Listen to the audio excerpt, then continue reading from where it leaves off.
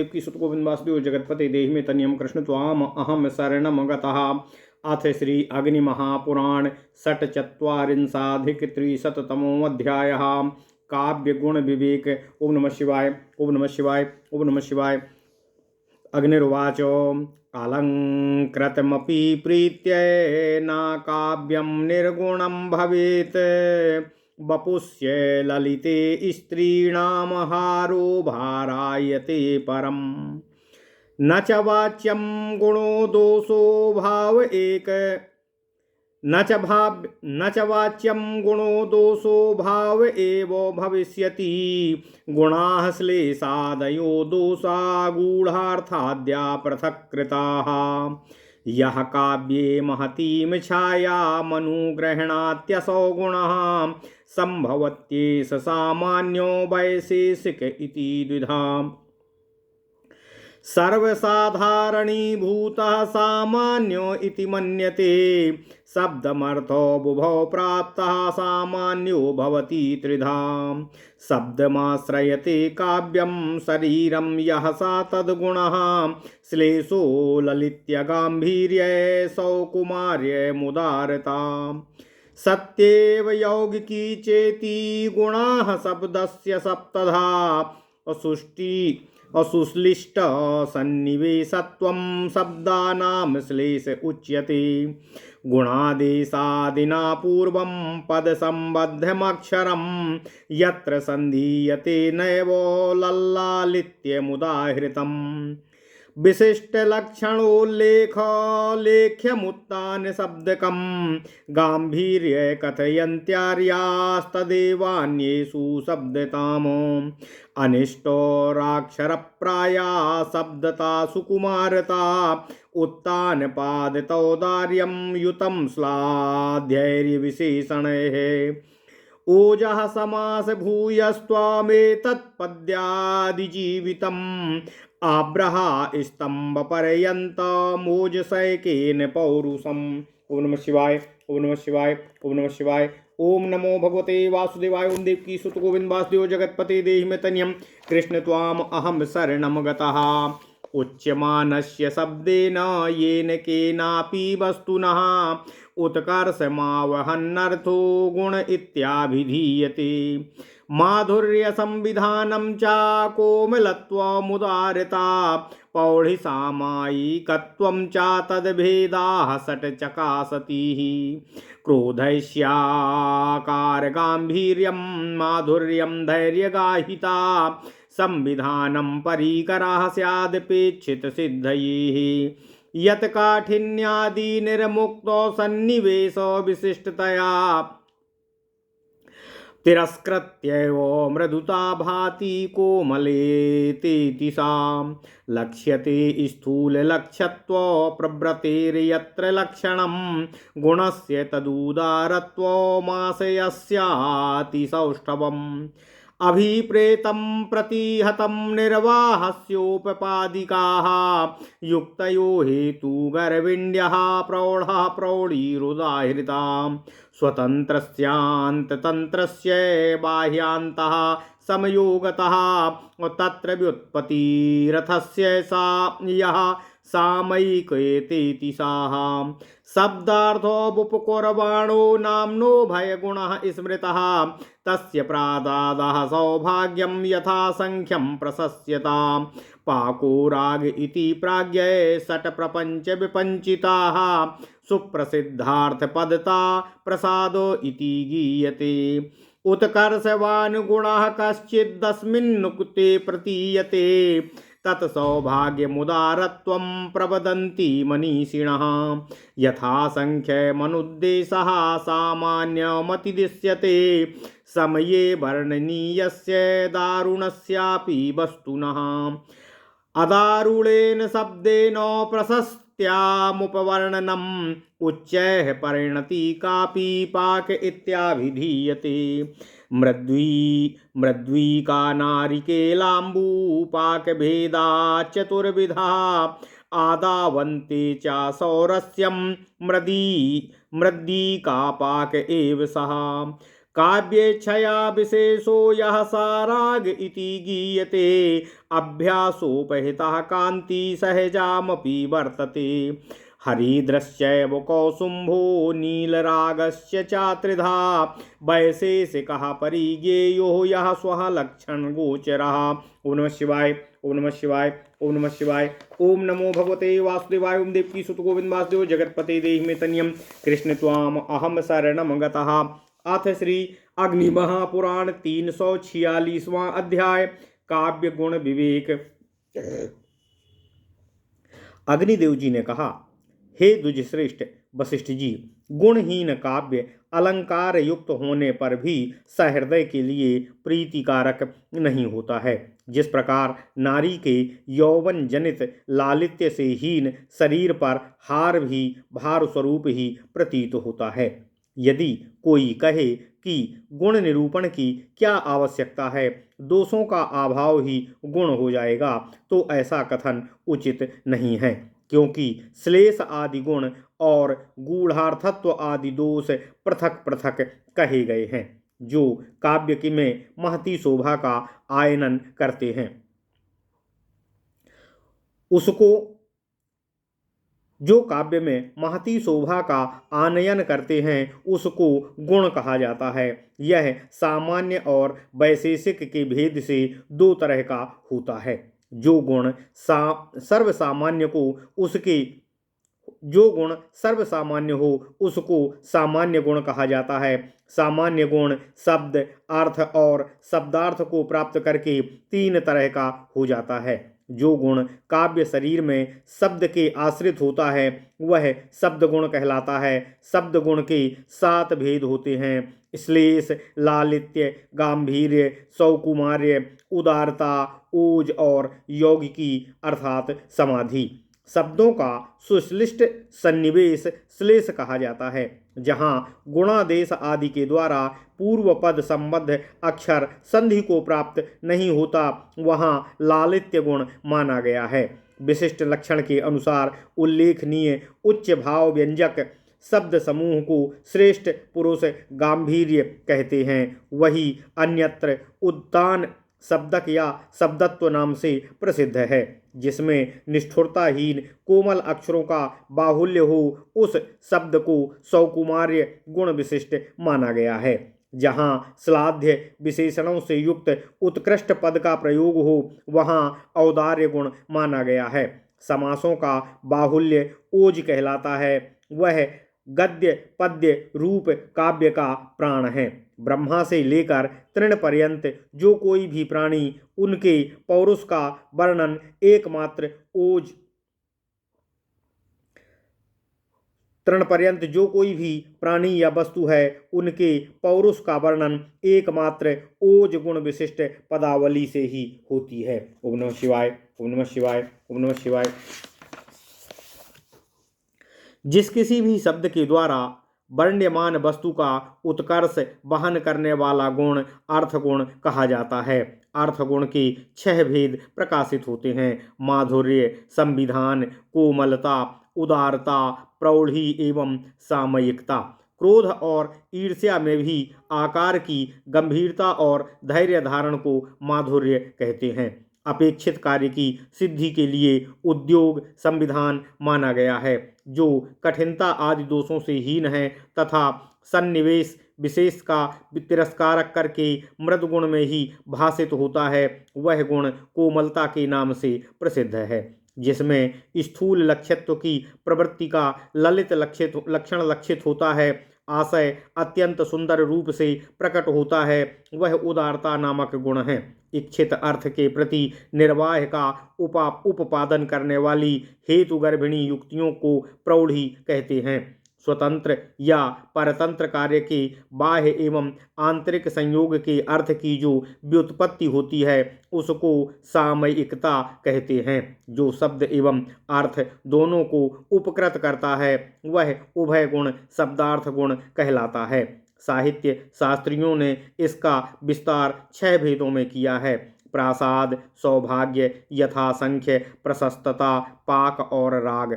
सुप्रसिद्ध अर्थ से समन्वित पदों का सन्निवेश प्रसाद कहा जाता है, जिसके कथित होने पर कोई गुण उत्कर्ष को प्राप्त हुआ प्रतीत होता है। विद्वान उसको सौभाग्य या औदार्य बतलाते हैं। तुल्य वस्तुओं का क्रमशः कथन यथासंख्य माना जाता है। समयानुसार वर्णनीय दारुण वस्तु का भी अदारुण शब्द से वर्णन प्राशस्त्य कहलाता है। किसी पदार्थ की उच्च परिणति को पाक कहते हैं। मृद्वी का पाक एवं नारिकेलाम्बुपाक के भेद से पाक दो तरह का होता है। आदि और अंत में भी जहाँ सौरभ हो वहाँ मृद्वी का पाक है। काव्य के जो छाया विशेष शोभाधिक्य वस्तु प्रस्तुत किया जाता है उसको राग कहते हैं। यह राग अभ्यास में लाया जाने पर सहज कांति को भी लांघ जाता है, अर्थात उसमें भी और भी उत्कर्ष ला देता है। जो अपने विशेष लक्षण से अनुभव में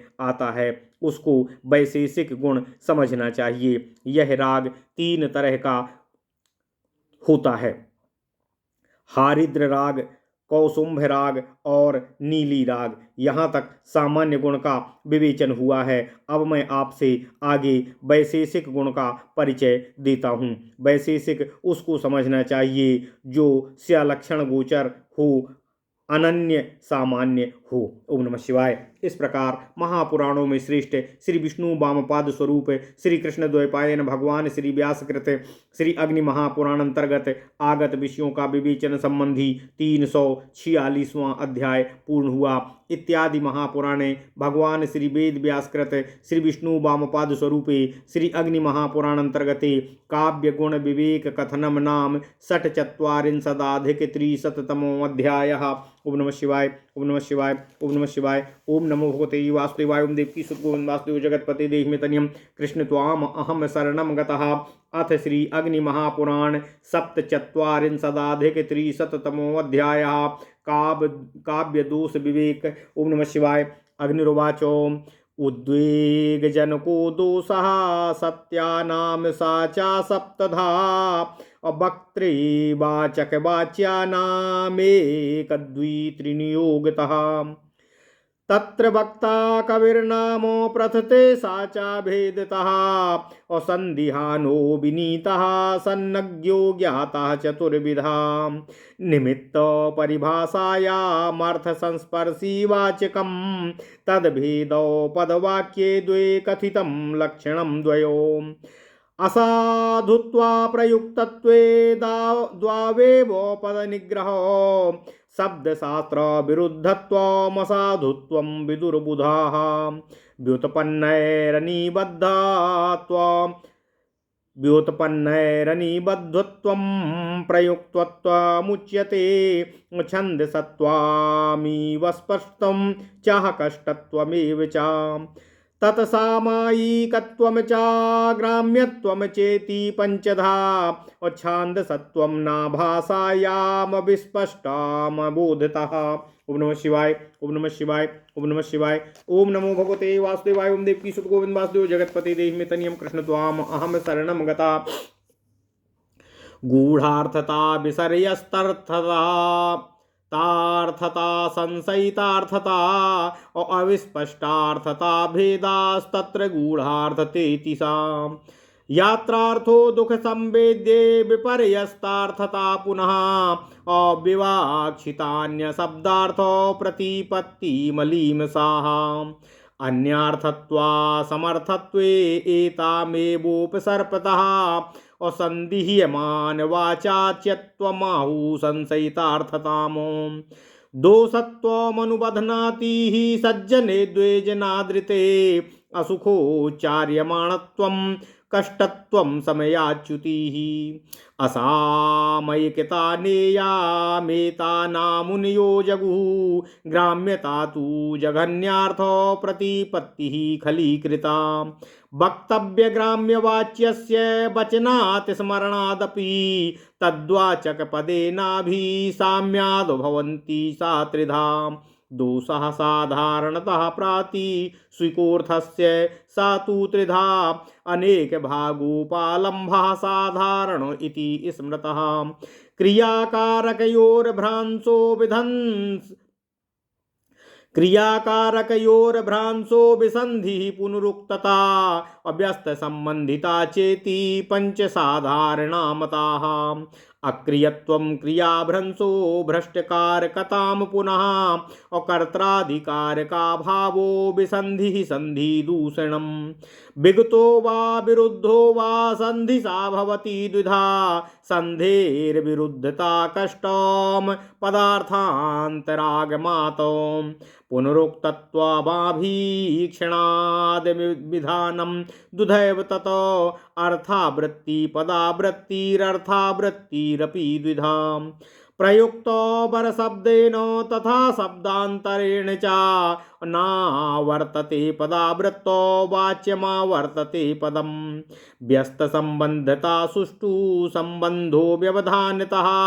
सम्बन्धान्तर निर्भासात् सम्बन्धान्तर जन्मनः अभावेपि तयोरन्तर्व्यवधानात् त्रिधैव सा अंतरा पदवाक्याभ्याम प्रतिभेदं पुनर्द्विधाः वाच्यामर्थ्यार्थमानत्वात् तद्विधा पदवाक्ययोः व्युत्पादितं पूर्ववाच्यं व्युत्पाद्यं चेति भिद्यते इष्टव्याघातकारित्वं हेतो स्याद समर्थता असिद्धत्वं विरुद्धत्वमनैकान्तिकता तथा एवं सतप्रतिपक्षत्वं कालातीतत्वसंकरः पक्षे सपक्षे नास्तित्वं विपक्षे स्थित्वमेव ततो काव्येषु परिपाद्यानां सा भवेदप्यारुतुन्दमम् एकादश निरर्थत्वं दुष्करादौ न दुष्यति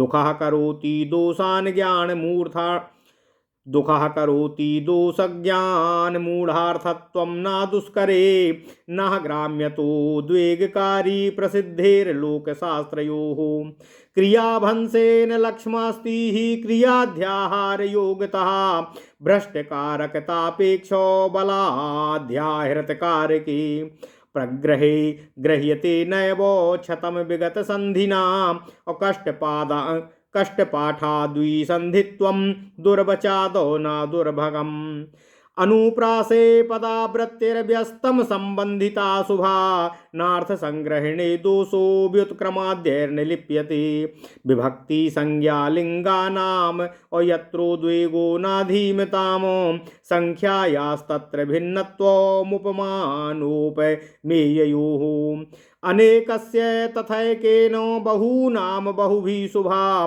कवीनां समुदाचारः समयो नाम गीयते सामान्यश्च विशिष्टश्च धर्मवद् भवति द्विधा सिद्धसैद्धान्तिकानां च कवीनां वा विवादतः। ओम नमः शिवाय ओम नमः शिवाय ओम नमः शिवाय। यह प्रसिद्ध्यति सामान्य इत्यसौ समयो मतः सर्वे सैद्धान्तिका येन संचरन्ति निरत्ययम् कियन्त एव वा येन सामान्यस्तेन साद्विधा छेद सिद्धान्ततोऽन्यः अस्यात् केषाञ्चित् भ्रान्तितो यथा तर्क ज्ञानं मुने कस्यचित् लक्षणभङ्गिकः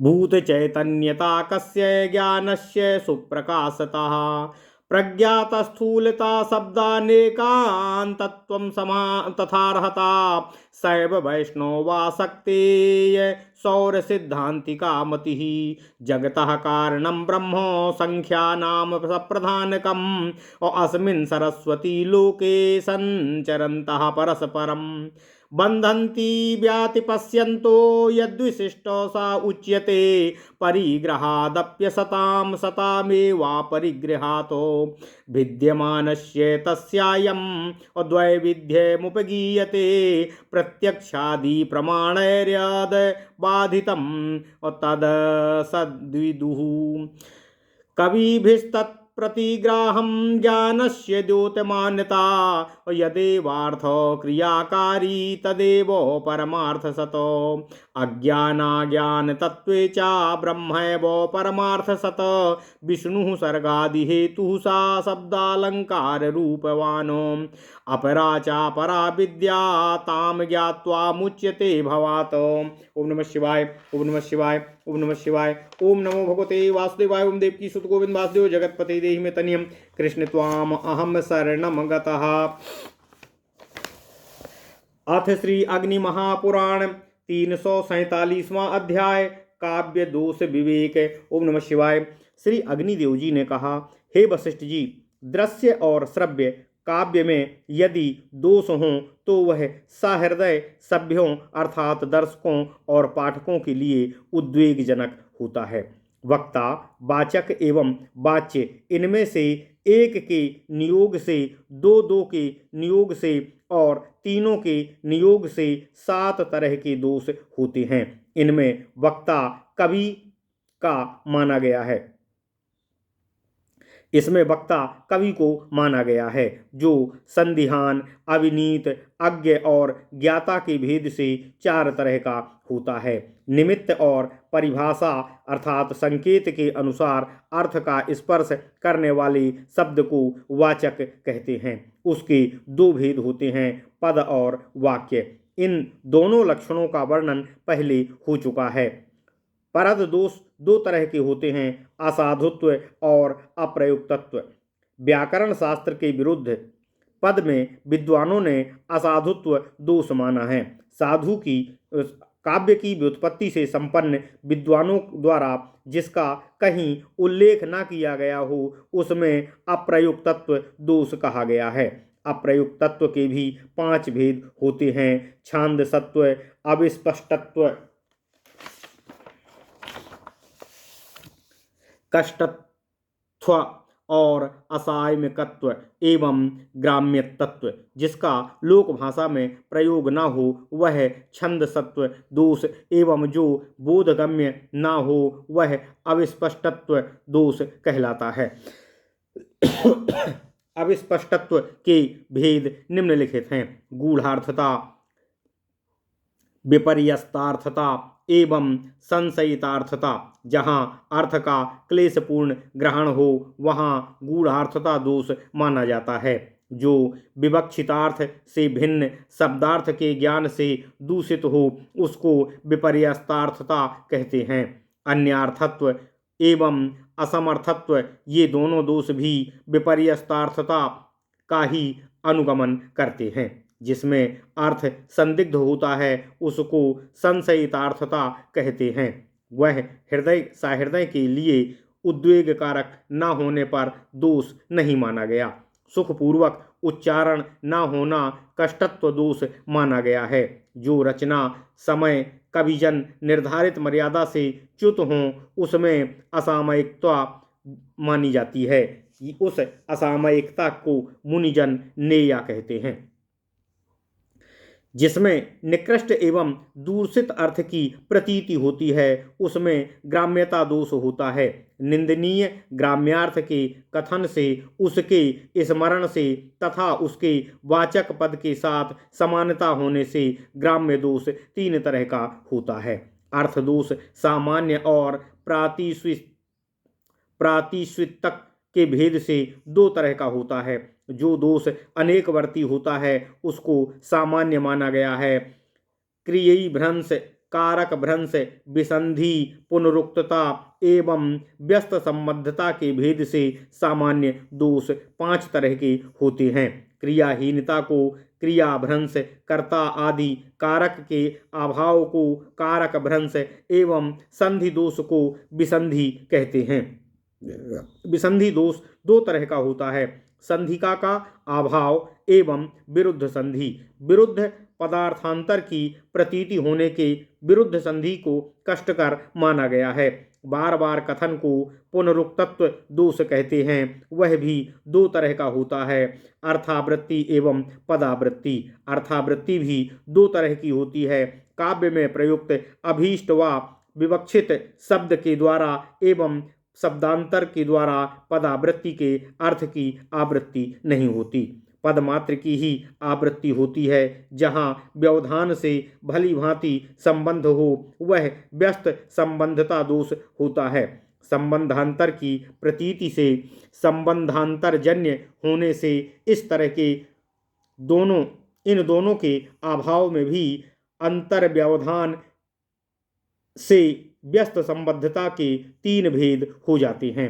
मध्य में पद अथवा वाक्य से व्यवधान होने के कारण कथित भेदों में से प्रत्येक के दो दो भेद होते हैं और पद और वाक्य में अर्थ और अर्थमान के भेद से वाच्यार्थ के दो भेद होते हैं। पदगत वाच्य व्युत्पादित और व्युत्पाद्य के भेद से दो तरह का माना गया है। यदि हेतु अभीष्ट सिद्धि में व्याघातकारी हो तो यह उसका दोष माना गया है।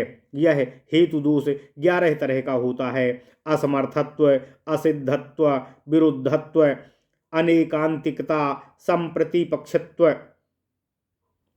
कालातीतत्व, संकर, पक्ष में अभाव, सपक्ष में अभाव, विपक्ष में अस्तित्व और 11वां निरर्थत्व। यह इष्टव्याघातकारित्व दोष काव्य और नाटकों में तथा सहृदय सभासदों में श्रोताओं, दर्शकों और पाठकों में मार्मिक पीड़ा उत्पन्न करने वाला होता है। निरर्थकत्व दोष दुष्कर, चित्रबंध आदि काव्य में दूषित नहीं माना गया है। उपरोक्त गूढ़ार्थत्व दोष दुष्कर, चित्रबंध में विद्वानों के लिए दुखप्रद नहीं होता है। ग्राम्यत्व भी यदि लोक और शास्त्र में प्रसिद्ध हो तो उद्वेग कारक नहीं जान पड़ता। क्रियाभ्रंश में यदि क्रिया का अध्याहार करके उसका संबंध जोड़ा जा सके तो वह दोष नहीं रह जाता है। इसी प्रकार भ्रष्टकारकता दोष नहीं रह जाता। जिस समय की आक्षेप बल के कारक का अध्याहार संभव हो जाए, जहाँ प्राग्रह्य संज्ञा होने के कारण प्रकृति भाव प्राप्त हो, वहाँ विसंधित्व दोष नहीं माना जाता। जहाँ संधि कर देने पर उच्चारण में कठिनाई आ जाए, वैसे दुर्वाच्य स्थलों में विसंधित्व दोष कारक नहीं होता। अनुप्रास अलंकार की योजना में पदों की आवृत्ति तथा व्यस्त असंबंधता शुभ है, अर्थात दोष न होकर भी गुण है। अर्थ संग्रह में अर्थावृत्ति दोष कारक नहीं होती है। वह व्युत्क्रम अर्थात क्रमोल्लंघन आदि दोषों से भी लिप्त नहीं होती है। उपमान और उपमेय में विभक्ति, संज्ञा, लिंग और वचन का भेद होने पर भी वह तत्पश्चात तक दोष कारक नहीं माना जाता, जब तक कि बुद्धिमान पुरुषों को उसमें उद्वेग का अनुभव नहीं होता है। उद्वेग जनकता ही दूषकता का बीज है। वह ना हो तो माने गए दोष भी दोषदायक नहीं समझे जाते हैं। अनेक की एक से और बहुतों की बहुतों से दी गई उपमा शुभ मानी गई है, अर्थात यदि सहृदयों को उद्वेग ना हो तो लिंग वचन आदि के भेद होने पर भी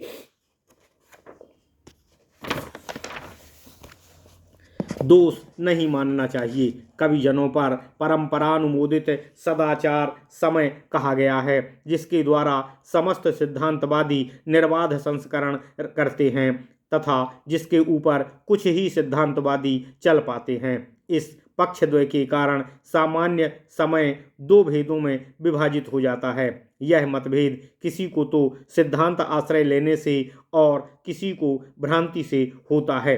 किसी मुनि के सिद्धांत का आधार तर्क होता है और किसी के मत का आलंबन क्षणिक विज्ञानवाद। किसी का यह मत है कि पंचभूतों के संघात से शरीर में चेतनता आ जाती है।